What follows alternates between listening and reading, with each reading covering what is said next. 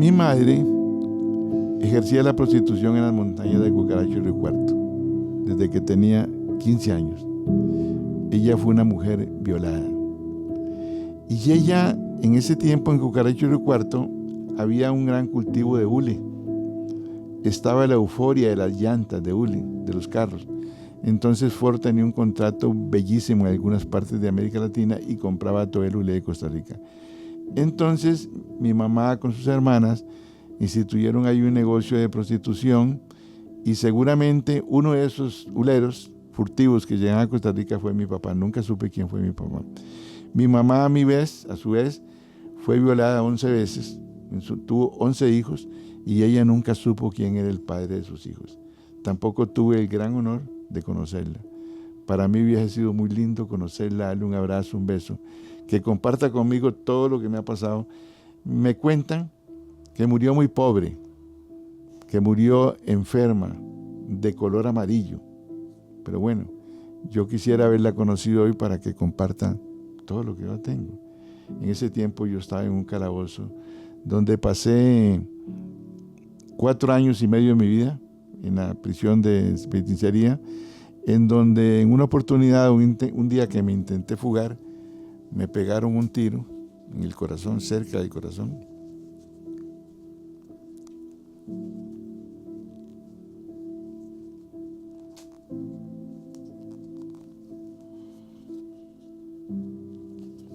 Y en ese intento de fuga, mi compañero de fuga, Álvarez, murió. El tiro que lo mató él fue el que me pagó aquí también. Entonces, por eso digo que cuando hablo de mi madre hablo con una gran ternura. Me siento muy orgulloso, desde ella heredé su cromosoma de memoria, su ADN. Y cómo me hubiera gustado darle un beso. Cómo me hubiera gustado que, bueno, seguramente nunca se dio cuenta que yo estaba preso, ¿no? Nunca me conoció. Yo me crié en el hospicio huérfano, por ejemplo, ahí le voy a enseñar una fotografía de cuando yo estaba en el hospicio huérfano.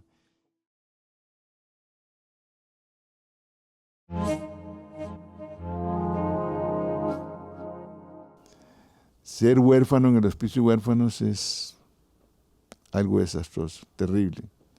Ser huérfano fue muy doloroso.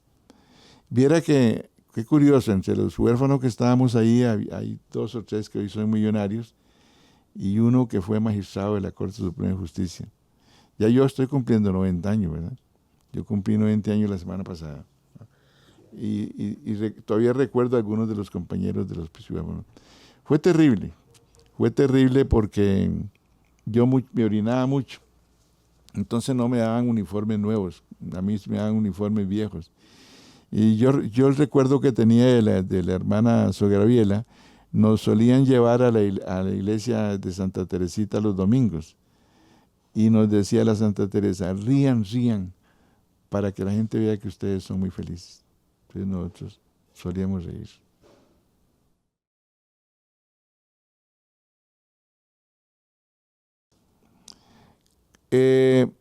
Me escapé con mi hermanita, ahí conocí a una hermanita que se llamaba Araceli, y un día me dijo la monja, ahí hay una muchachita que es hermana suya, se llama Araceli, entonces ahí la conocí. Ella tenía más edades de la que yo tengo.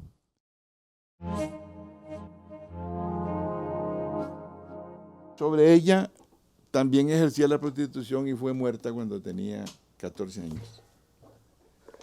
Un tipo le explotaba a un zapatero y como no le quiso entregar el dinero ese día, entonces ella la mató, la pateó y se murió. Sobre mi hermana tengo un cuento que se llama La niña que vino de la luna. Ese cuento fue seleccionado por la UNICEF con grandes escritores del mundo y se publicó en 164 idiomas. Aquí lo tengo, en 154. Me siento muy bien, ¿no? De mi hermanita, que nos fugamos del hospicio huérfano, dormíamos ese verano entre calles, y entonces pedíamos limosna los dos para comer frente al Teatro Moderno y al Teatro Variedades en ese tiempo.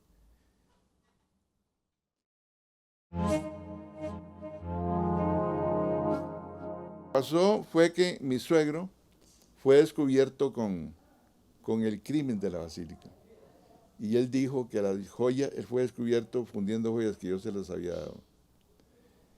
Me llevan, yo no sabía absolutamente nada, dije que no era cierto.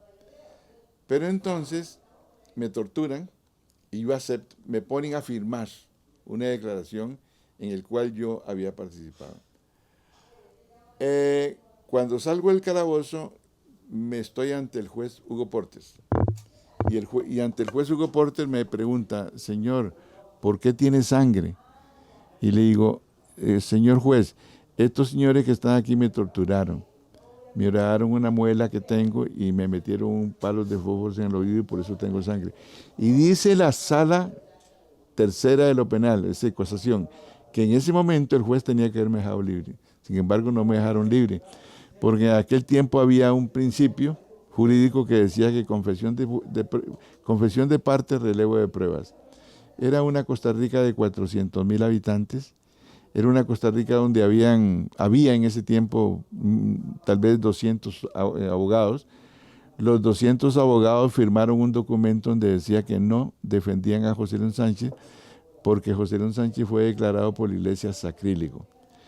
El gobierno de México ahora hizo un programa muy hermoso sobre José León Sánchez, que por ahí está en internet, que se llama La Isla de León. Y ahí pueden ver usted cómo la Iglesia Católica me pide perdón porque un día me sentenciaron sacrílego por un crimen que se cometió que se llama el crimen de la Basílica. El asunto mío se llama el crimen de José León Sánchez, o sea, el crimen que el Estado cometió contra José León Sánchez.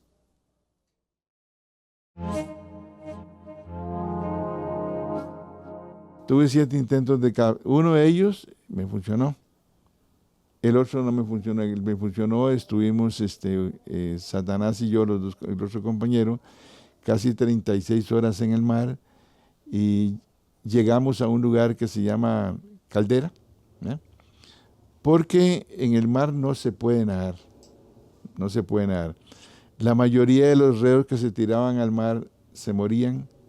Como se mueven hoy, se muere estúpidamente la gente hoy en el mar, porque no saben 2 principios que después nosotros aprendimos. Uno, el gran enemigo de la persona que se mete al mar es el calambre.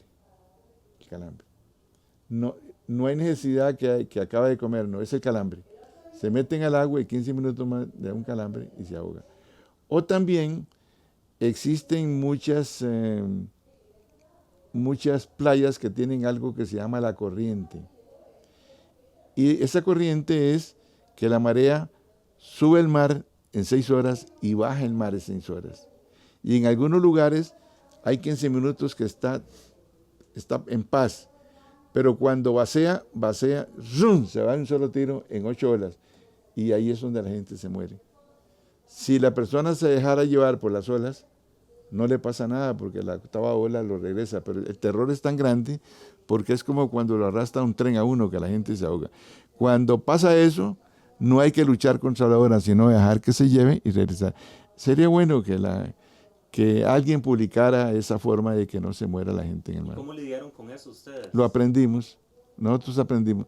Nosotros, por ejemplo, hacíamos mucho ejercicio escondidas, porque sabíamos que lo primero, 15 minutos después o 20 minutos después, matemáticamente llega el calambre y la gente se muere. Y punto. Antes, sea prisionero o no sea prisionero, así es y punto. No hay nada que hacer. Cuando está a la deriva. Por eso también que en el mar no se puede. Ahora me agrada mucho que la Universidad Nacional Autónoma de México, a la cual le debo el doctorado, puso gratuitamente mi película en Netflix. Ahí está, para que la gente vea esa fuga y vean que tal vez pueden evitar morirse en el mar.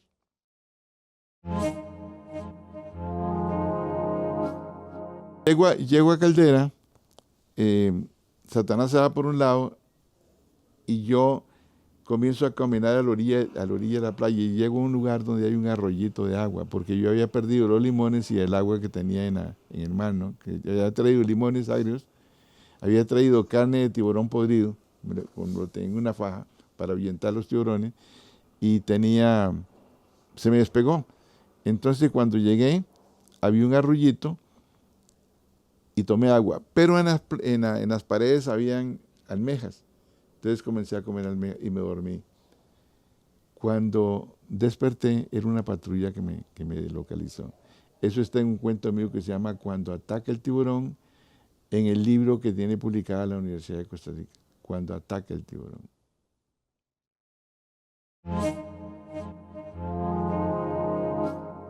Otra vez al calabozo. Estuve en San Lucas por esa segunda fuga un año, desnudo. Precisamente tengo una fotografía que reproduce la revista Life estando yo en esa situación. Y la segunda vez que intenté fugarme ahí, que me fugué, en esa vez apenas llegamos al otro lado con otro compañero, nos estaban esperando y ahí terminó la fuga. Después ya no intenté más fugarme. Después cambiaron el sistema penitenciario, se convirtió en colonia. En la colonia prácticamente terminé de aprender a leer y escribir. Escribí mi libro La isla de los hombres solos. Una cosa muy importante, nuestros compañeros se morían porque en los hospitales nadie les daba sangre. Entonces yo, José León Sánchez, crié el primer banco de sangre de Costa Rica, con la sangre de los reos de Costa Rica. Y creamos, estando presos ahí, una biblioteca y una escuela, donde le enseñábamos a escribir y a leer a la persona en términos de 2 meses. Ese texto lo tiene actualmente la Biblioteca Nacional. Y también fundamos una orquesta y una senda de teatro. Eso fue ya con Joaquín Barguellené.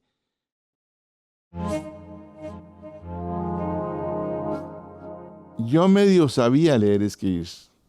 Por eso yo estuve en el Hospicio de Huérfanos, tuve una maestra, pero padezco una enfermedad que se llama claustrofobia, ¿no? No puedo con las rejas. Entonces, no aprendí, pero lo poco que aprendí fue una maestra generosa, por eso yo siempre digo que estoy muy agradecido con la maestra que me enseñó a escribir y a leer. Pero allá en la cárcel ya Antal Balín era una persona que escribía cartas a sus compañeros y él me terminó de enseñar a leer y escribir bien. Y cuando él se fue, que decía cartas a mi compañero, entonces yo empecé a hacer cartas a mis compañeros y les cobraba un 5 por cada carta. Y eran cartas muy especiales porque solamente una carátula, no por detrás, y no se podía tampoco hablar mal del penal. Y si recibían cartas, en ese tiempo al presidio no se permitía entrar nadie, no había visitas, porque una ley penitenciaria decía que incluso cuando el hombre, si muere ahí y le faltaban 3 meses de tiempo, se lo entregaban a la familia, pero si no, había que enterrarlo en la misma isla. Fue una angustia. Por eso mi libro, bueno, ya tiene 144 ediciones, es el libro más difundido en América y tiene más de 52 obras de teatro, tanto en España como acá. Ahora, precisamente, la última obra de teatro se va a reestrenar en Broadway dentro de un mes, que esperamos que funcione, porque en Broadway, cuando las cosas funcionan, duran 20 años, ¿verdad? Vamos a ver qué va a pasar con La isla de los hombres solos en inglés.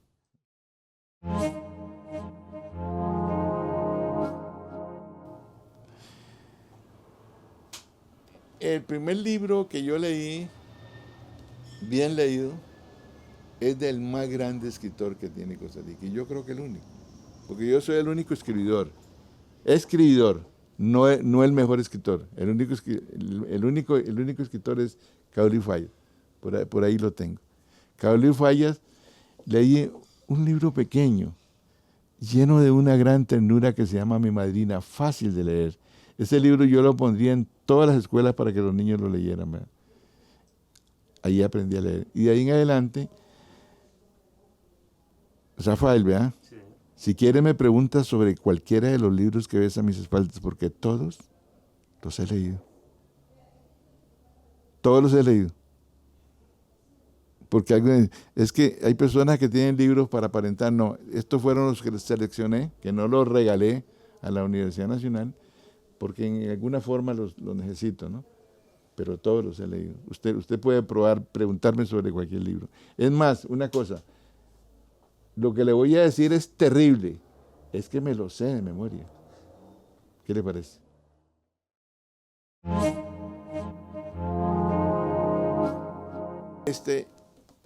Yo salí de dos maneras, ¿no? Estando en la cárcel gano primeramente el premio de los Juegos Florales, después gano el premio nacional, y el premio nacional es muy importante porque fíjate, Rafael, que en Costa Rica no había Juegos Florales, no existía concurso literario, no existían, ¿verdad? Entonces Costa Rica fundó lo que se llama la cátedra en la Universidad de Costa Rica dijéramos, de la humanidad, ¿verdad?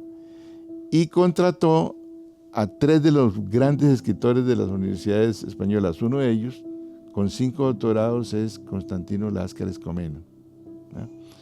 Entonces Constantino Lázaro Comeno se extrañó de que en Costa Rica no hubiese concurso literario. Recuerde que en ese momento, cuando él llegó aquí, Costa Rica todavía no tenía 1 millón de habitantes. No tenía.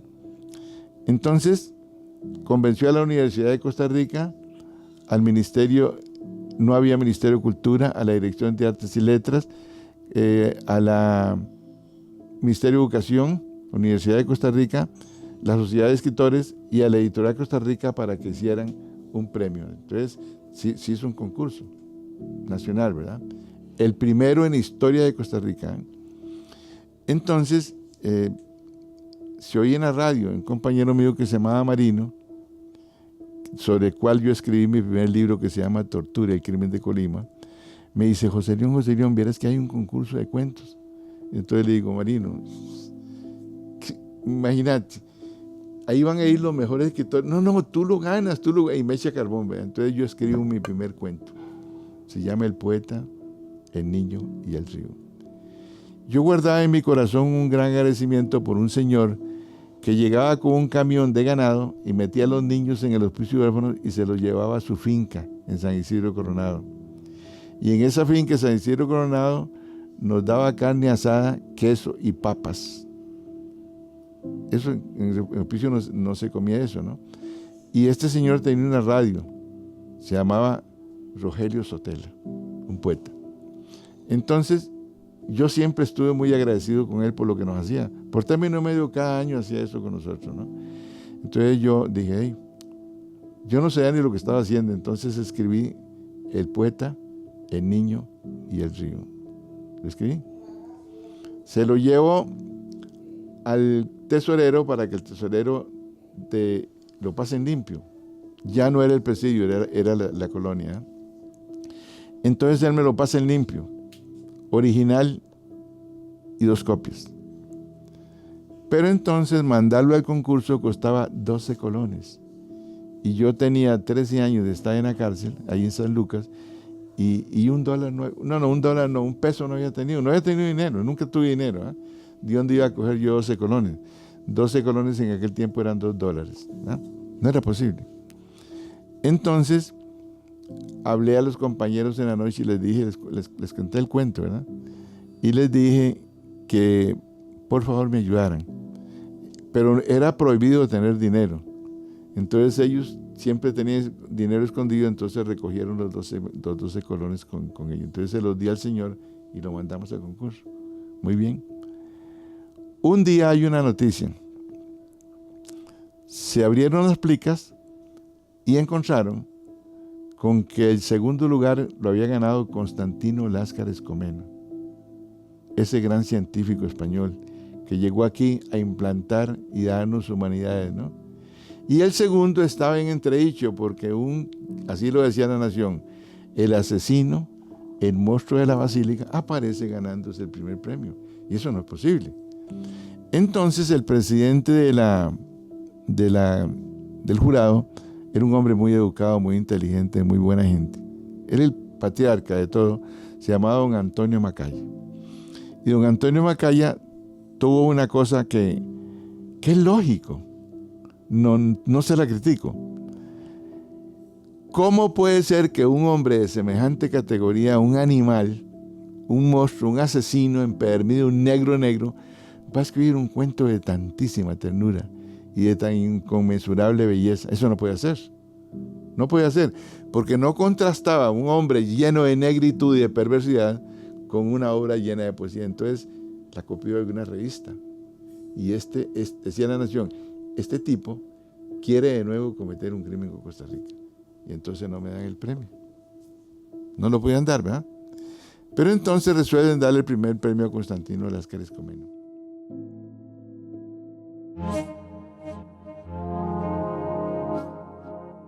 Entonces, pero para empezar, yo me empecé a enfermar de que era escritor. Me empecé a enfermar, ¿me entiendes? Entonces en el salón caminaba yo así. No tenía camisa. Quiero decirle que yo soy un hombre blanco. Les enseño la contraria. Soy blanco todo, ¿eh? Pero no tenía camisa. Entonces yo ahora soy bicolor, ¿ves? Soy blanco porque tenía pantalones, ¿ves? Y de aquí para arriba soy moreno porque nunca tuve camisa, ¿eh? Curioso, ¿eh? Entonces dice ella que está casada con un hombre bicolor. El sol me cambió de aquí para arriba. Entonces yo no tenía camisa en ese tiempo. Entonces, bueno, entonces yo caminaba así, en calabozo, ¿no? Y me reía, y estaba Marino. Y me decía, ¿estás loco? ¿Qué te pasa? No, Marino, pero un momentito. Es que yo me voy a ganar ese hijo de puta premio. Entonces fíjate que me lo van a entregar en el Teatro Nacional.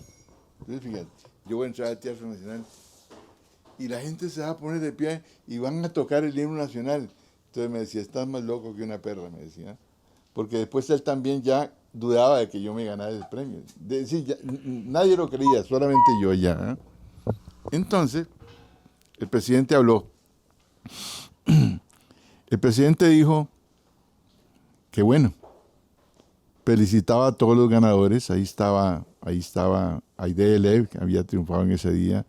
Bueno, por primera vez se daban las obras, no, Aide Lev no, porque no, periodismo no, porque periodismo, cuando yo era director de la Asociación de Escritores Costarricenses, con Miguel Salguero y Luis Kleiman, creamos el premio de periodismo. Yo soy el padre del premio de periodismo.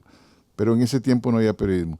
Entonces, el presidente dijo que de nuevo el español nos viene a dar una lección.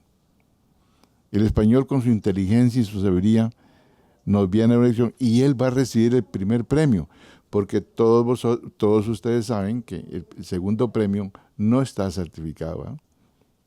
Entonces, el Teatro Nacional estaba así, ¿no? Entonces, de un momento a otro aparece en el foyer del Teatro Nacional una silla y 3 muchachas ponen un ramo de rosas grande. Y se levanta Constantino y dice, no, un momentito, señores. Si no le dan el premio a José Don Sánchez, no me den el mío. Usted sabe, eso hizo. ¿Qué le parece? Interesante, ¿eh? Pero entonces comienzan a investigarme y se dan cuenta que sí, que escribí el cuento, y llegan los periódicos. No había televisión en ese momento. Llegan los periódicos allá a entregarme el premio, ¿eh? Entonces ese día yo no tenía camisa, alquilé una camisa en Colón, ya eran 2,000 pesos. ¿Usted sabe lo que son 2,000 pesos? Toda la plata del mundo, ¿eh? Yo ya en ese tiempo era un lugar diferente en la colonia, y le decía, voy a comprar un chancho y hacemos una fiesta, le decía a los 40 compañeros míos en el salón que tenía, ¿va? Entonces nos reunimos.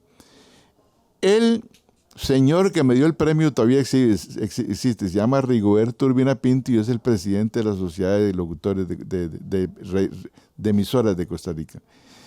Están los periódicos ahí y entonces yo, tembloroso, recibo el cheque, y entonces cojo el cheque y me lo voy a meter a la bolsa. Y me dice don Roberto, no, un momentito, le vamos a guardar este cheque cuando usted sea libre. Me faltaban todavía 30 años para ser libre, ¿eh?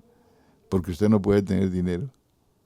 Ahí terminó el asunto del Premio Nacional de Cultura de 2,000 colones. No me dieron el cheque. ¿Cómo la ven?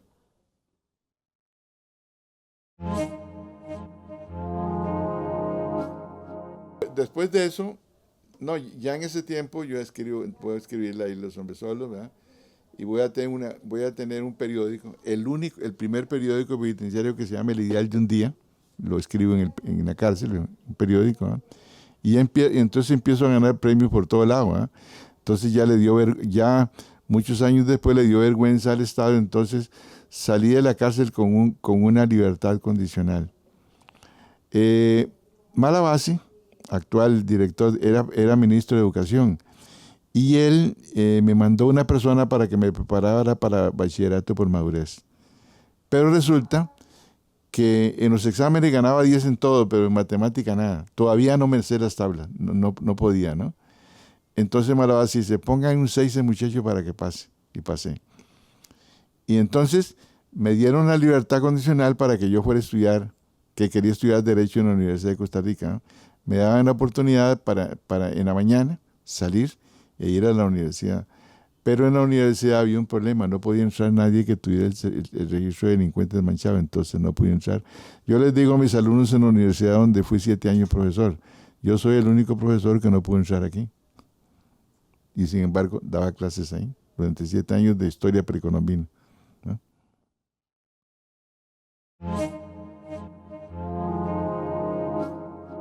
Había un compañero, nosotros hacíamos la limpieza sanitaria en la pared. Después de hacer nuestras necesidades nos limpiábamos en la pared, ¿no? No había papel para limpiarse, ¿no? En la pared de un urinario que había comunal, ¿verdad? Pero había un señor que tenía un libro y él se limpiaba el fondillo con las páginas del libro, ¿no? En ese momento para mí, una cosa. Pero entonces, se va libre y deja el libro. Entonces, ese libro ya tenía todavía como que había gastado como unas 100 páginas y todavía tenía 300 páginas más, ¿verdad? Entonces empiezo a leerlo y me doy cuenta que es la historia de un hombre que está preso en una cárcel, pero terrible la cárcel, se llama Ushuaia, ¿verdad? Entonces, su mujer está contando cómo vive ese hombre ahí, en la forma terrible en que vive ese hombre, ¿verdad? Bueno, yo empiezo a leer y a leer y me seguí limpiando los dedos en la pared, no toqué el libro, en la pared. Usted entraba y aquello en la pared de ahí, antes y hoy, en las cárceles, el reo se limpia los dedos en la pared. ¿Me explico? Y hace poco hice un pleito porque no les daban, yo no sé si usted leyó en La Nación, la noticia, no les daban a las mujeres paños sanitarios, entonces yo peleé para que les dieran paños sanitarios, que no les daban a las mujeres del presidio del Buen Pastor. Porque cuando ustedes dicen, por ejemplo, privados de libertad, centros institucionales, es una falacia. Es reo, se llama reo y se llaman presidios. Por ejemplo, la penitenciaría fue un presidio horroroso, pero el presidio de San Sebastián de hoy fue una escuela de niños comparando con el presidio de San Sebastián hoy. ¿Me entiendes? Hoy es peor todo,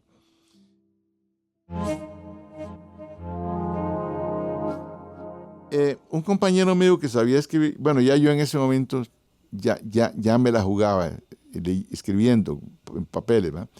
Yo no tenía padre, ni madre, ni familia, ni nada, ¿no? Entonces, en ese momento la señora esta, yo sabía dónde estaba, la del libro, ¿eh? Entonces, nosotros escribíamos en papel, en cajetillas de papel dominó. Ahí escribíamos la noticia, ¿no? Los recados para afuera y todo. Entonces le escribí una carta donde decía que yo era un reo inocente, que tenía tantos años y que me había impresionado mucho el libro, que se me pudiera ayudar. Eva Perón, ella es la autora del libro. Y en esos momentos él era presidente de la Argentina. Entonces, unos meses después, me llamaron a la comandancia y me entregaron una caja con todos los libros de la Facultad de Buenos Aires, desde primer grado hasta final en Derecho, y una colección de clásicos universales, todo.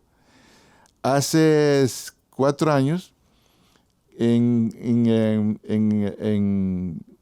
Argentina, se graduaron por primera vez en la historia del mundo 15 reos de doctorado dentro de la cárcel, y me dedicaron a mí la graduación. Entonces yo fui, ellos no podían ir yo fui y recogí la graduación, visité y se lo entregué, ¿verdad? Entonces, en ese momento, la rectoría me hizo un homenaje a mí como estudiante emérito de la universidad. Bueno, ahí usted sabe, allá en la editorial, los libros míos están por todo lado en Argentina, pero me resultó muy bonito eso. Son las anécdotas. Sí, sigo leyendo y con ese material formo la primera biblioteca penitenciaria en la historia de Centroamérica, que estaba en San Lucas. Ahora se la voy a enseñar. Está en San Lucas. La primera, porque yo fundé con esos libros la biblioteca de San Lucas, después, ¿me entiendes? Yo lo fui guardando y guardando y guardando y lo estuve ahí. Entonces, eh, resulta que sí ingresé a la universidad, porque don Isa Felipe Sofeifa se empeñó y entonces ingresé. Empecé entonces en Ciudad Humanidades, ¿verdad? En Humanidades me fue muy bien, en Humanidades, ¿no? El problema es que en segundo año había un texto que se llamaba, si no me equivoco, era Principios de Economía de Simpson, una cosa así. Y bueno, yo no sabía, para mí, por ejemplo, el álgebra y todo, eso es terrible. Yo no me sé las tablas, o sea, yo no sabía aritmética y ahí terminé. Entonces después tuve que ir a Estados Unidos, a la Escuela de Bellas Artes, ya tenía mi bachillerato, eso sí, y entonces soy egresado de la Universidad de Berkeley, que ahí estuve 3 años, y después escribí el libro gracias a una generosidad y una beca que me dio la Universidad de Stanford. ¿Ya?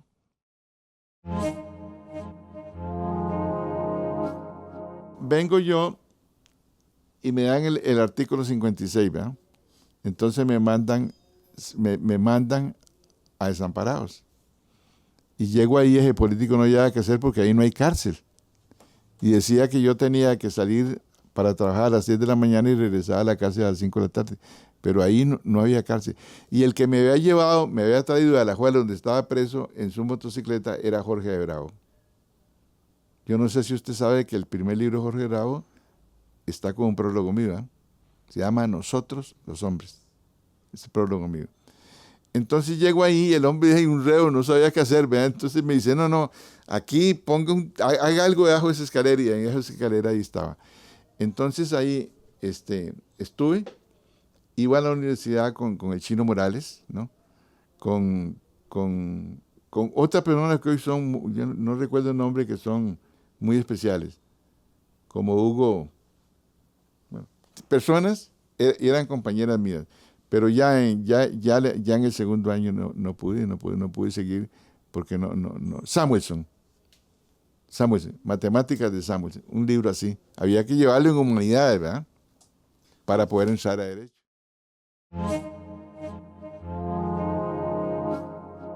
Cuando yo salgo, estoy en Desamparado, ¿verdad? Y había un jefe político que es muy católico.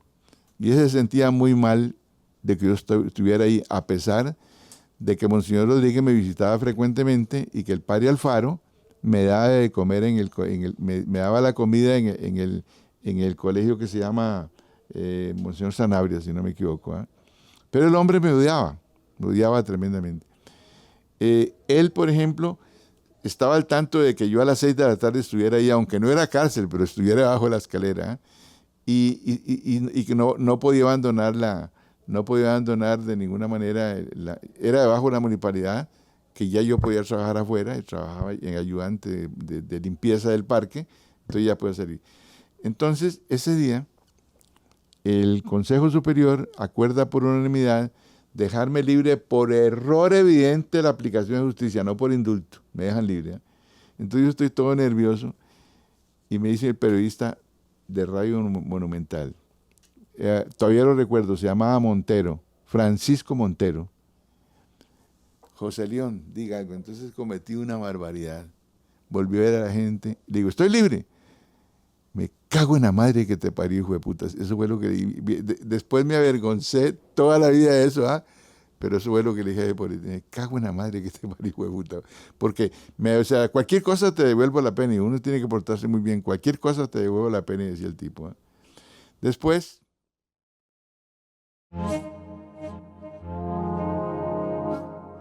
Cuando estaba en San Lucas, ya con la biblioteca, ahora les enseño la fotografía, cuando estoy en San Lucas con la biblioteca, entonces,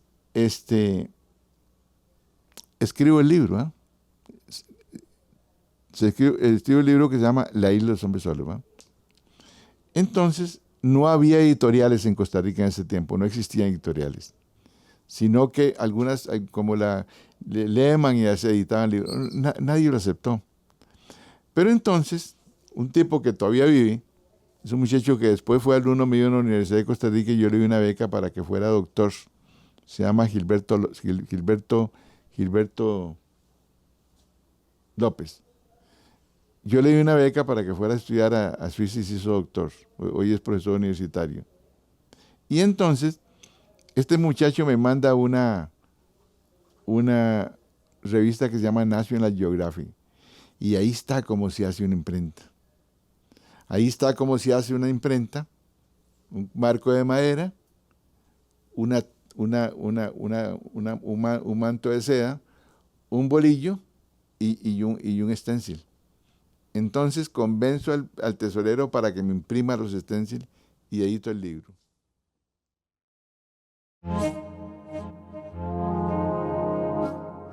Como no tenía papel, entonces le escribo una carta a un individuo que vende Biblias que me había ido a visitar a la cárcel. Y entonces le digo, yo sabía que él ya era jefe de redacción del periódico La República. Entonces le hablé y él me mandó 5 galones de tinta para el stencil, ¿verdad? Se llamaba Carlos Andrés Pérez. Después 2 veces presidente. ¿Ya? Y también había un hombre que de vez en cuando llegaba a pescar por ahí. Muy vacilón, muy buena gente el tipo. Pero ahora era muy poderoso, entonces yo le dije que me regalara el papel y él me regaló el papel. René Picado. Y hago el libro. De ahí los hombres solos. Hago el libro de ahí los hombres solos, saco 100 ejemplares. Pero resulta que el comandante ya era otro comandante, cuando yo estaba ahí preso. Le estaba muy contento con el libro, pero cuando esa noche le entregué el primero, lo mandó a quemar todos. Lo mandó a quemar todos, pero un guardián hizo lo siguiente. Se robó 10 de esos libros. Y uno de ellos llegó a Joaquín Vargas Llené y Juan Pequín lo entregó, ahí está en la Biblioteca Nacional, en la Biblioteca García Monge, ahí está el libro. Y ahí fue, después que un día, ahora va a ver la revista Live, un día se les ocurre a Live entrevistar a los mejores escritores del mundo. Los mejores escritores del mundo. Ahí todavía no estaba ni García Márquez, ni Carlos Fuentes, ni nada de esa gente. Pero sí estaba el argentino ¿cómo se llama? Cortázar y el otro. A ver, ayúdenme. Jorge Borges. Entonces, visitaron a los mejores escritores del mundo y termina con Borges. Pero entonces, un periodista dice, ¿por qué no buscamos el que esté más hecho leña en el mundo? Y me buscaron y me encontraron a mí. Y me hicieron una entrevista con ese libro sueco que tenía yo allá. Entonces, ahora le enseño la entrevista de Live, en español, ¿verdad? Entonces, esa entrevista, antes de eso había llegado aquí un señor argentino y me había hecho algunas preguntas, que trabajaba con una editorial que se llama Novar. Entonces me dice, señor Sánchez, le voy a dar $500 por los derechos de ese libro. Usted sabe, $500. Pero era un libro que no había nada que hacer, ¿verdad? Y se llamaba Jorge Luis Piazza. Entonces se lo doy. Entonces ese día la señora va a un lugar donde arreglan el cabello, allá en México, y ve la revista Live y le dice, mira, se da cuenta que su esposo tenía los derechos de ese libro. Se conecta conmigo y me manda $15,000. Fíjese. Porque él vendió los derechos de autor a Novaro y a la película. Y ya en adelante el libro no lo detuvo nadie, como hoy en día, ¿no? Ese libro está en braille, está en toda parte, ¿no? Ya no lo detuvo nada. Pero entonces, ese libro me abrió muchas puertas, ¿verdad? Después viene, la historia de tortura y crimen de Colima es terrible. Tenía un compañero muy enfermo, muy alcohólico, le presto el libro. se lo lleva, lo publica con su nombre, se convierte en el abogado más famoso en la historia de Costa Rica. Gracias a ese libro, usted y yo tenemos derechos que antes nadie tenía, porque hoy, para tomarnos una declaración, hay que estar un abogado y existe el debido proceso. El debido proceso se le debe a ese libro que yo escribí y que Benavides publicó con su nombre. Después, en una vez dije yo que era mi primer libro, entonces me hicieron un juicio y ahora el libro está a nombre mío. Pero Enrique Benavides es el abogado, el penalista más famoso de este país por haber escrito ese libro.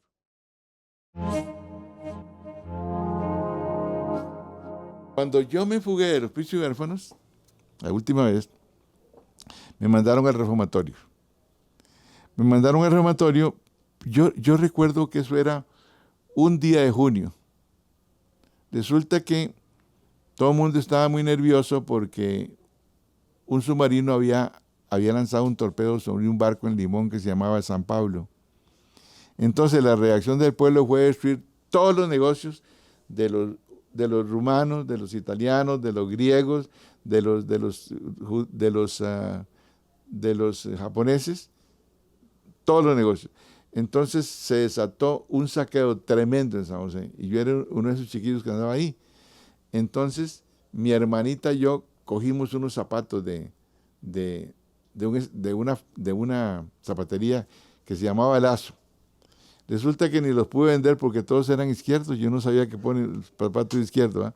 Pero entonces agarraron a mucha gente con las manos en la masa y me mandaron al reformatorio por eso, ¿eh? Pero eso no era un delito, porque los niños no delinquen, ¿eh? Después, cuando caí preso, el tribunal constituyó que eso era una reincidencia y por eso me subieron la pena de 18 a 45 años. Después se abolió, se hizo el Código Tutelar de Menores y entonces yo me acudí a él y entonces anulé totalmente esa pena de 45 años.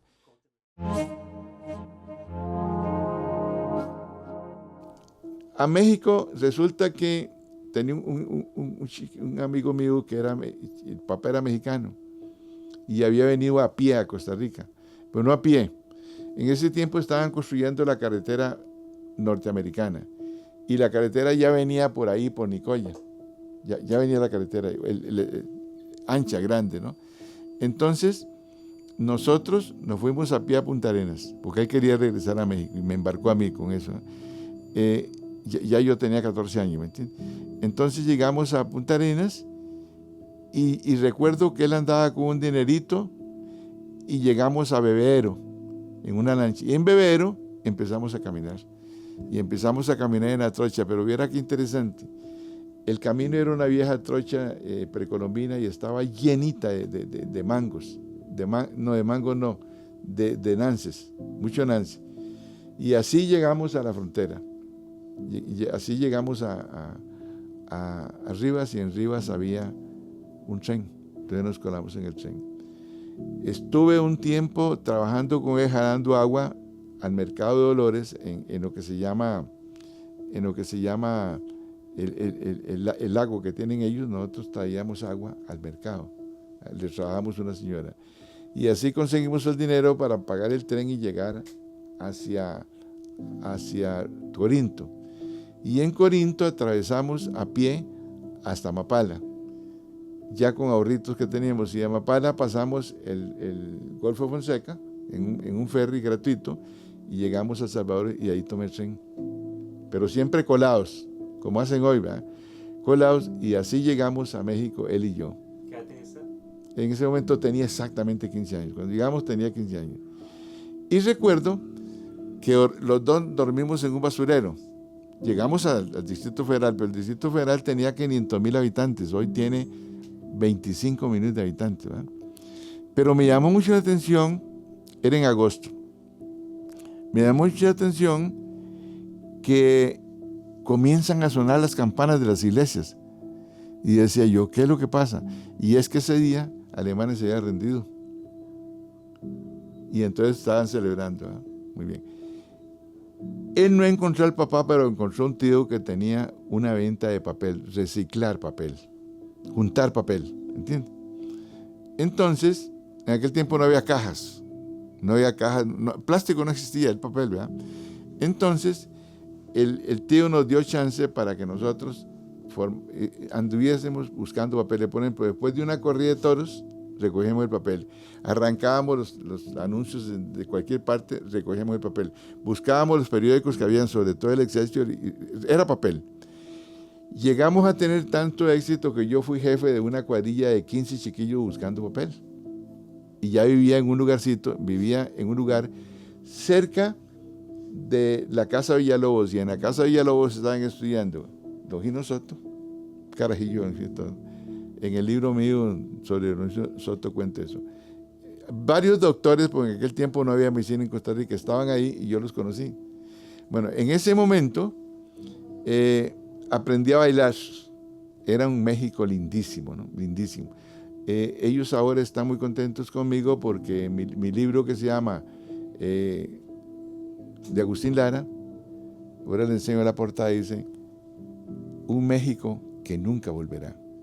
Ese México yo lo agarro y lo metí en ese libro de Agustín Lara, el único libro que hay de Agustín Lara, famosísimo, y entonces reconstruí todo el México. Resulta que había una fiesta en Cuernavaca, y a mí me gustó, y entonces me fui, había una kermés en Cuernavaca, me fui en el tren a Cuernavaca. Y ahí había un baile muy bonito, y en el baile había una chiquita muy linda que bailaba muy bonito, entonces yo la invité a bailar, ¿verdad? Y la mamá estaba muy linda y se quedaba viendo, entonces ella me preguntó qué onda era, le dije yo que era costarricense y que está acá. Entonces me dice, ¿usted conoce Honduras? Y le digo, no conozco Honduras. Siempre he sido muy conversador, ¿verdad? Y me dice, lo invito a conocer Honduras. La cuestión es que me voy con una señora. Me voy con una señora para Honduras, con las 2 hijas de ella. Pone las hijas en un colegio norteamericano y con ella me hago hombre por ella y para ella. En ese momento tenía como 16 años. Y voy a vivir 4 años en Honduras con ella, ¿me entiendes? A los 4 años me pasó un chile muy especial. Me enamoré de la empleada que ella tenía. Y a mí me llamaba mucho la atención que yo entraba y ella me olía. Y decía, ¿por qué será que me está oliendo? Carajillo, 19 años tenía yo. ¿Por qué será que me huele? Me olía. Y es que la muchacha usaba un perfume que se llamaba Perfecto Amor, que lo compraba en el mercado y se lo ponía. Y nos echó a los dos, ¿verdad? En ese momento yo tenía un amigo que era aviador, ¿verdad? Y este muchacho aviador me invitó un día a jalar unas cajas donde traían armas y era para derrocar a Cario Sandino. Entonces lo intervino en el camino y me metieron a la cárcel a mí, menor de edad, y a él en otro lado, ¿eh? Y de ahí un año después me sacaron para mandarme a Costa Rica y ahí empieza mi historia en Costa Rica.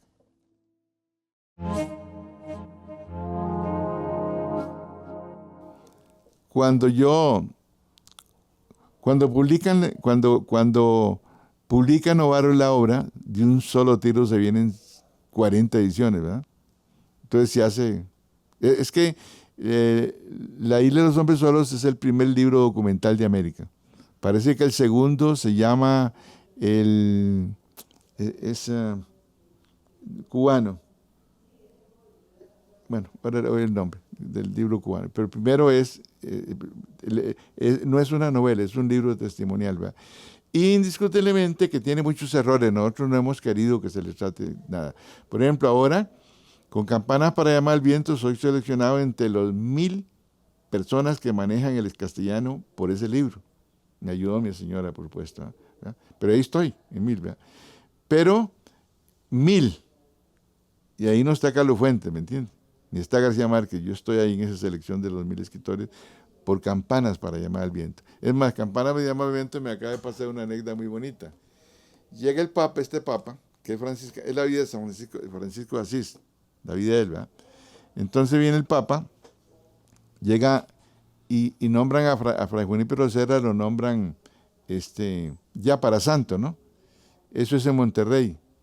Y entonces dice él, yo conozco muy bien la vida del padre franciscano Francisco, dice, porque yo he leído a un autor mexicano que se llama José León Sánchez. El Papa dijo eso, ¿no? Entonces, cuando yo llego allá, ya empiezo a trabajar con Novaro. Y después, ya en mi libro, ya escribo otro tipo de libro, por ejemplo, ya trabajo periodísticamente, pues hay una colección de mis artículos en todos los periódicos donde trabajé, que se llama ¿De qué color es el mundo?, ¿no? Ya me empezó bien. Y entonces México, pues para mí es mi patria. Todo lo que tengo y todo lo que...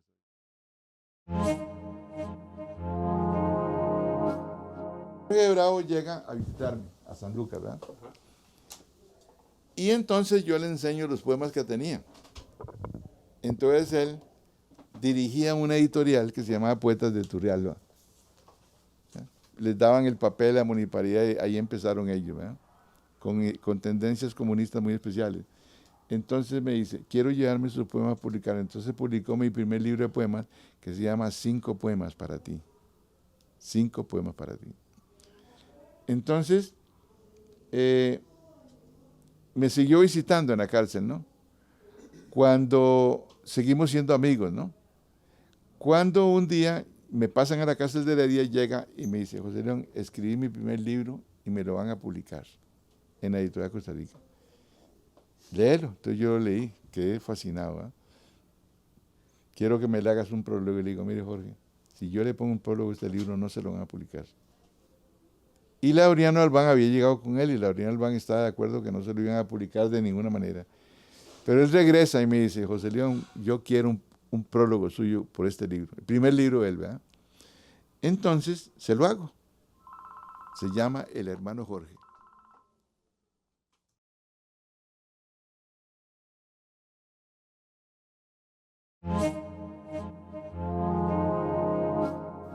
Resulta que un día estoy en la cárcel de Heredia cuando entra Luis Alberto Monge preso ahí, entra preso, ¿eh? Luis Alberto Monge, ¿no? Y yo estaba ya en preferencia. Y estoy en preferencia por lo siguiente. A mí me sacan de San Lucas y me llevan a la cárcel de Heredia ya para preparar mi prelibertad, ¿verdad? Y entonces, llego a la cárcel de Heredia, ¿no? Y me ponen en un salón como todos los reclusos. Pero entonces el comandante, cuando se da cuenta que yo estoy ahí, dice, este hijo de puta no se fuga de aquí. Entonces refuerza los fortines, los refuerza, ¿eh? Todos los fortines, ¿eh? Este hijo de puta de aquí no se fuga, ¿eh? Pero ya yo me portaba bien desde hacía tiempos, ya, ¿verdad? Era diferente. Y bueno, ya estaba ahí. Resulta que 2 días después le dicen al señor ese que ahí está el presidente de la República. Y entonces él ¿pero por qué? Señor presidente, ¿y en qué le puedo servir? No, es que aquí tengo un amigo, le dice el presidente Figueres, que él tenía un amigo ahí, era yo. El presidente, ¿ah? Y entonces dice, Sergio, pero no está en preferencia ese muchacho, le dice al teniente, porque sí, ya yo sabía y lo tengo en preferencia con toda la mentira. Cuando se fue el presidente me puso en preferencia. Y estando en preferencia yo ahí, que vivía ya con los guardianes y todo, llega Luis Alberto Monge preso. Porque Luis Alberto Monge se había ido y tenía una deuda de 13 años de pensión alimenticia con la señora y no las podía pagar, ¿verdad? Entonces está ahí. Pero entra el viernes, ¿entiendes? Entonces no hay forma que salga ni viernes, ni sábado, ni domingo, y el lunes era feriado, no podía salir, ¿verdad? Entonces comparte conmigo. Pero él, cuando él era director de combate allá en Francia, yo le había mandado artículos míos que le había publicado. Bueno, el martes que sale libre, entonces no tenía plata para el taxi, entonces yo le presto 5,000 pesos. Después, cuando me lo quiso pagar, le dije que no me lo pagaron nunca. Bueno, claro, yo había sido asesor penitenciario de Daniel Uber, entonces él me nombró viceministro. Entonces fui viceministro 4 horas. A las 4 horas la Iglesia Católica hizo un río tan grande que automáticamente me echaron. Entonces me nombran cónsul general de San Francisco, California. Eso fue muy bien para mí porque entonces me meto a Stanford. Ahí me meto, ¿entiendes? ¿Ah? Que ahí me meto con cultura precolombina. Y estoy 4 años, ahí llevo a mis hijos, ¿verdad? Estudian inglés y muy bonito. Estoy 3 años. A los 3 años me llega un mandamiento del juez penal de Cartago. El juez, el cónsul es el abogado del Estado, usted sabe, ¿verdad? Yo era en ese momento el abogado del Estado. Entonces, me mandan un sobre cerrado y me dicen que hay una persona que está enferma en Napa, que es un señor que anda como prófugo de Costa Rica, pero que yo tengo que entrevistarlo. ¿No? Yazdani se llama el señor. No sé qué es Yazdani. Entonces llego a donde está él, está en un hospital, muy mal, y llego y le digo, bueno, aquí con mi secretaria, yo en estos momentos yo soy el juez penal de Cartago. Yo soy el juez. Yo le voy a hacer a usted una entrevista, aquí tengo este sobre sellado, y no lo hemos abierto, lo vamos a abrir. Entonces se presenta otro abogado que es Chalo Facio. Estaba como abogado, pero llega Chalo Facio abogado. Entonces la labor, eso lo había hecho muchas veces. Yo era el abogado del Estado, casamientos, herencias, y todo lo que hace un abogado del Estado. Yo era el abogado del Estado. Entonces le digo al señor, bueno, en este momento voy a leerle un interrogatorio del juez penal de Cartago, pero yo soy el juez penal de Cartago en este momento. Entonces, firme aquí, entonces abre el sobre. Y empiezan 123 preguntas, dificilísimas todas. Señor Yazdani, tal cosa. Me abstengo. Y a todas las cosas me dijo, me abstengo, me abstengo, me abstengo, me abstengo. Al final, yo cierro la entrevista y le digo a la secretaria, por favor, ponga ahí que el señor se ha negado a contestar y se abstiene. Entonces dice Chalo Facio, un momentito. Señor cónsul, yo, ponga ahí que él no se negó, es que usted no tiene calidad jurídica para hacer preguntas a mi cliente, porque usted estuvo preso por robo y por asesinato en una cárcel. Imagínate, me dice eso, ¿ah? Y me quedo yo, ¿ah? Entonces, bueno, cierro el capítulo y llamo inmediatamente a Luis Alberto Monge y se hace un enredo. Sí, resulta que como yo había estado preso por robo y homicidio, el protocolo mío como abogado del Estado podía ser anulado todo lo que yo había hecho. Entonces me destituyeron. Así me destituyeron. Al día siguiente dejé de ser cónsul. ¿Qué le parece?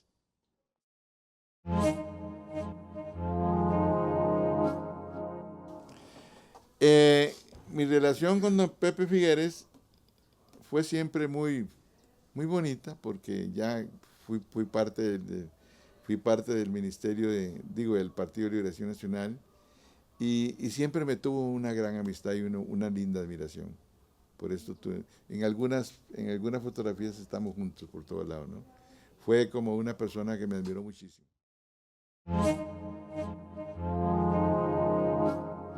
Bueno, cuando yo llegué a España, yo no tenía agente literario. Y si usted no tiene agente literario, en el mundo no tiene nada. Está fregado. Entonces, Novaro, la editorial Novaro publicaba mis libros en España, ¿no? Entonces tuvimos una fiesta que me hizo don Juan Novaro y acudió Carmen Balcells, que era la agente literaria de García Márquez y de Vargas Llosa. Entonces ese día me lo presentaron y empezamos a hacer amistad. García Márquez tiene un artículo bellísimo sobre la ley de los hombres, pero bellísimo, ¿no? Y después nos mantuvimos con él y con Vargas Llosa durante mucho tiempo. Dijéramos no amigos, por ahí tengo fotografías de él. Si no amigos, sino buenos compañeros, ¿verdad? Pero él, por ejemplo, con Tenochtitlan se brincó la barda. ¿Eh? Cansame. Se brincó la barda.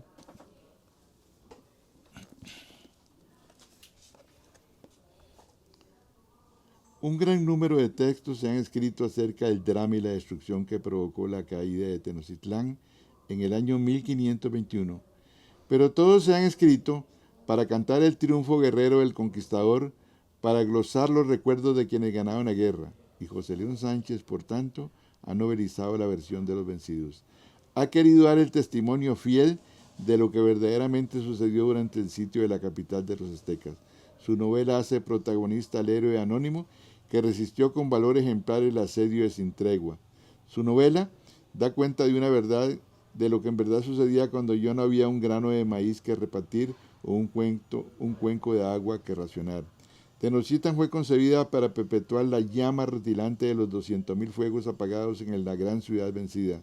Glosa en sus páginas, continuo, inspirado, el momento épico por antonomasia y brinda al lector un fresco histórico ejemplar por su belleza. La intriga y ambición y astucia de la conquista, por un lado, y la desesperación y arrojo angustiado por el otro, se amalgaman en un torbellino de pasión guerrera que se lleva por delante almas, voluntades y destinos. El destino, en su encrucijada de la historia, barajó descomunales cartas sobre el escándalo y el golpetear de los cascos de los caballos, el silbido casi sordo de las nubes de flechas y el asombro de aguas que se precipitaron en sus torrentes. Ecos de gritos, maldiciones, agonías marcaron un horizonte de terror. Mujeres que continuaron el macabro ejercicio de la derrota. Ya no había hombres que las acompañaran. José León Sánchez ha escrito la novela sobre la última batalla de los aztecas, hecho que partió la historia irremisiblemente en dos y nada fue igual en el mundo. ¿Cómo la ve? ¿Ya? Y Carlos Fuentes dice, una hora de aliento inusual. Sin duda la caída de Tenochtitlan así debió de fabricarse. José León Sánchez ha vuelto a contar la historia con inspiración y el vuelo y que dan el talento y el amor de lo que se escribe. Una novela que nadie debe dejar de leer. Carlos Fuentes. Y este libro no se vende. Este libro está editado, es una edición exclusiva para el Ejército Mexicano. Se venden otros. ¿Sí? Lo edita Conaculta, el Ministerio, Presidencia de la República y Secretaría de Defensa Nacional, ¿verdad? Y dice exclusivo para Ejército Nacional, ¿verdad? Y aquí, con una de las grandes, de las inmensas pintoras que tiene actualmente México, ¿no?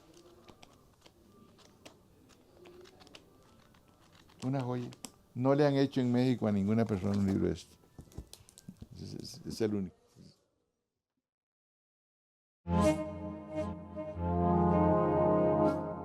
Cuando ella murió, el presidente de México dijo, fue una estrella cuyo fulgor iluminó el alma nacional. Este libro dicen que es el libro más poético que yo he escrito, el más poético de todos. Tengo una originalidad aquí. Son 58 capítulos. Ahora les voy a explicar el libro a ustedes. Por término medio, el escritor pone estas viñetas acá, en cada capítulo. Siempre las pone.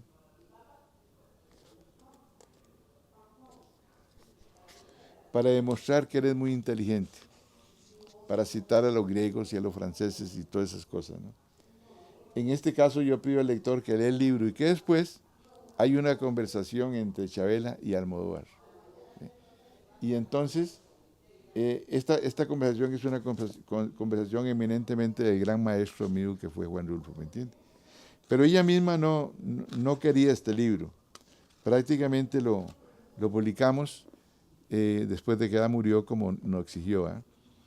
Este libro, ella lo odiaba.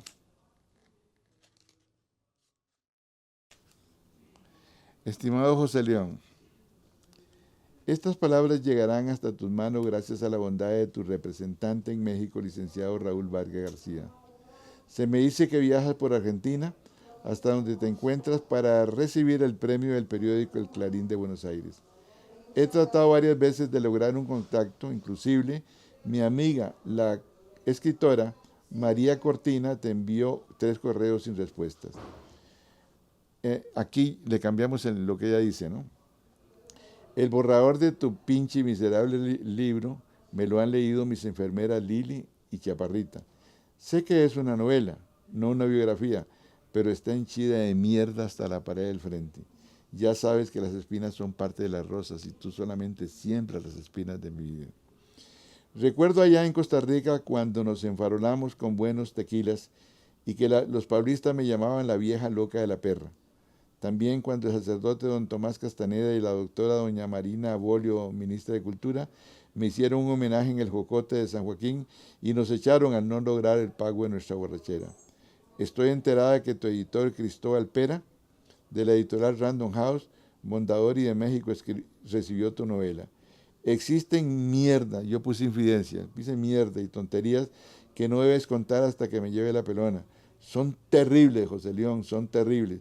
Te pido que no las publiques todavía. Si las publicas es porque eres un gran hijo de puta. ¿Eh? Y no me llames Isabel, llámame Nayeli, que es un hermoso nombre zapoteco que significa y yo te amo. José León, y no cites al desmadrado, al hijo de la gran puta que fue mi esposo Javier Rojas, para que tu obra no abunde en las malas cochinadas que ya abundan en tu libro. ¿Qué le parece? Así opinó ella. No permitió que lo publicara. Le cambié algunas cosas. Pero aquí está de la sentencia de 10 magistrados. Y hay una presentación aquí de la Universidad de Alcalá de Henares. Y si solamente Chavela hubiese escrito si solamente hubiera cantado una vez,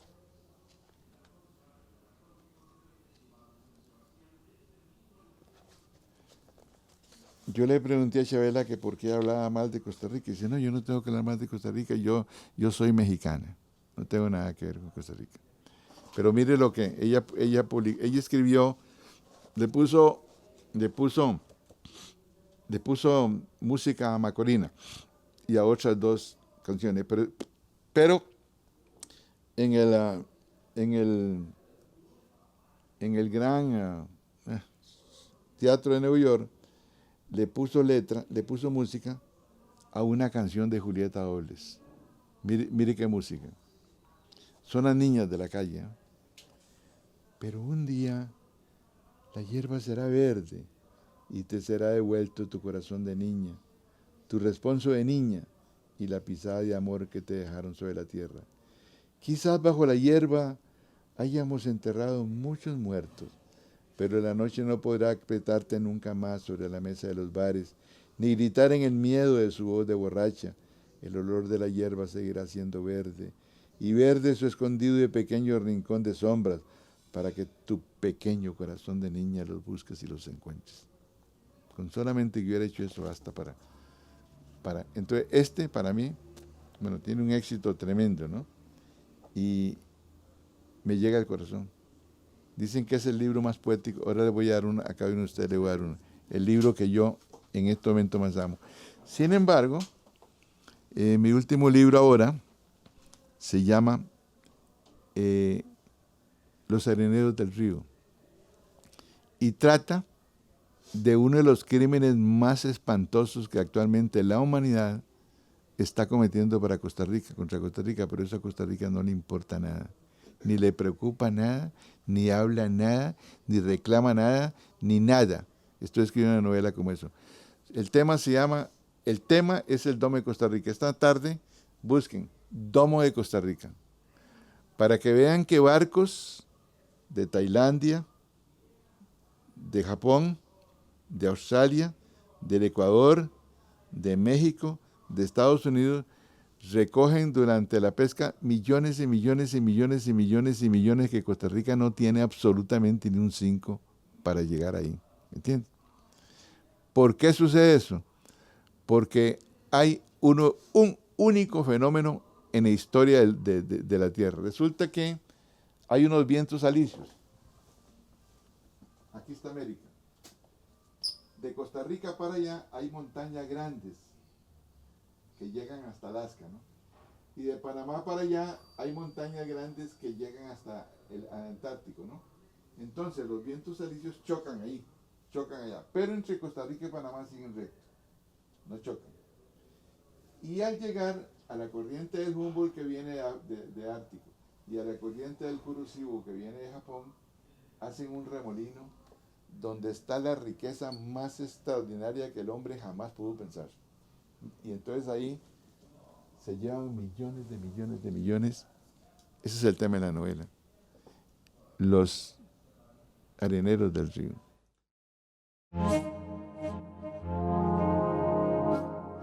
Mire, la gran obra de Costa Rica se llama El día que se desaparecieron los topos, de Fernando Durán Allanegui. Es una novela que ha barrido en Europa, ¿me entiendes? Aquí no le ponen cuidado. Pero yo no le recomiendo leer a José León Sánchez, eso no tiene importancia, pero sí le recomiendo leer al más grande escritor que tiene América, que se llama Juan Rulfo. Y le recomiendo leer, pensar en lo que hizo Carlos Luis Fallas. Fíjese que Carlos Luis Fallas lo andan buscando para matarlo. Lo andan buscando. Y lo cogen en una redada.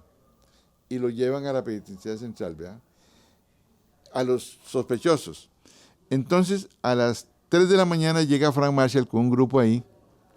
Y entonces, Frank Marshall se queda en la oficina y entran tipos donde están los reos políticos que capturaron esa noche. ¿Cómo se llama usted? Fulano de tal, a la izquierda. ¿Cómo se llama usted? Fulano de tal, a la izquierda. ¿Cómo se llama usted? Fulano de tal, a la izquierda. ¿Y usted cómo se llama? Yo me llamo Marco Ramírez, a la derecha. De 17, 4, incluso Marco Ramírez se salvó. Los otros nunca supieron absolutamente nada. Entonces, estando preso, Carlos Fallas en la penitenciaría, escribe Marco Ramírez y la saca su mamá, su hermana, todos los domingos en capítulo, ¿verdad? Y ese libro ganó el premio Faulkner. El premio Faulkner no le dieron el dinero porque él dijo que lo iba a dedicar a los pobres, a los bananeros, por eso no le dieron el dinero, pero es premio Faulkner. Entonces, no hay que leer a José León Sánchez. José León Sánchez no es una inspiración. En primer lugar, no soy un gran escritor, soy un escribidor. Eso es una cosa importante. Pero yo quisiera que la persona que me lea a mí diga cómo aprendió José Juan. Aprendí al más grande y al único escritor que tiene Costa Rica, Carlos Luis Fallas, con una obra que cambió la jurisprudencia en América Latina, se llama Mamita Yunay, y con libros tan bellos, tan bellos, tan bellos como Gentes y Gentecillas, Marco Ramírez y mi madrina.